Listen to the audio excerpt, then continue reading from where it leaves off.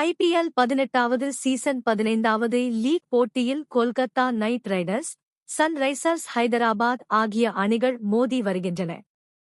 இப்போட்டியில் டாஸ் வென்ற சன்ரைசர்ஸ் ஹைதராபாத் அணி முதலில் பந்துவீச்சை தேர்வு செய்தது.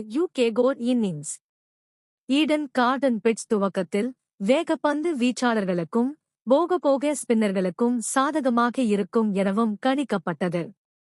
அதேபோல் சன்ரைசர்ஸ் பவுலர்கள் பாட் கம்மின்ஸ் மற்றும் முகமது ஷமி ஆகியோர் துவக்கத்தில் அபாரமாக செயல்பட்டு அசத்தினார்கள். இதனால் கேகோர் அணி ஓபனர்கள் குவிண்டன் டி காக் மற்றும் சுனில் நரேன் ஆகியோர் அடுத்தடுத்து சொதப்பி ஆட்டமிழந்தனர்.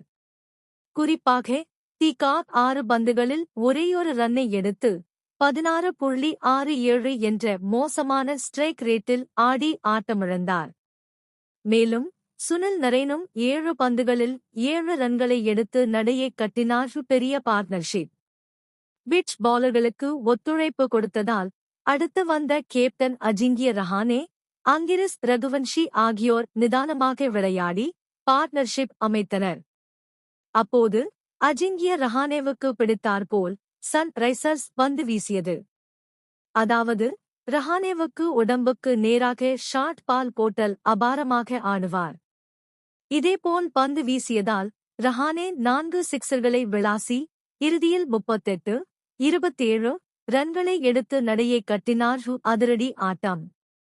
இதனைத் தொடர்ந்து வெங்கடேஷ் ஐயர் மற்றும் ரிங்கு சிங் இருவரும் தொடர்ந்து அதிரடியாக விளையாட ஆரம்பித்தார்கள். குறிப்பாக முகமது ஷமியின் 16வது ஓவரில் 12 ரன்களும் அடுத்து ஹர்ஷல் படேலின் ஓவரில் 15 ரன்களும் சென்றது. இதனைத் தொடர்ந்து சமர்ஜித் சிங் ஓவரில் 17 ரன்களை பறக்கவிட்டனர்.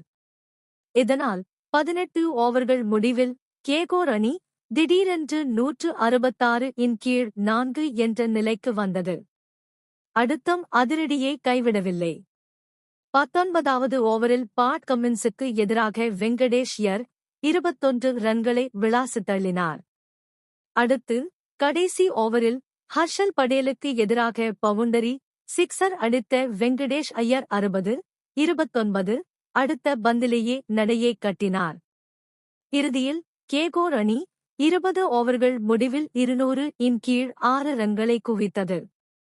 ரிங்கு சிங் 32-17 கடைசி வரை களத்தில் இருந்தார்.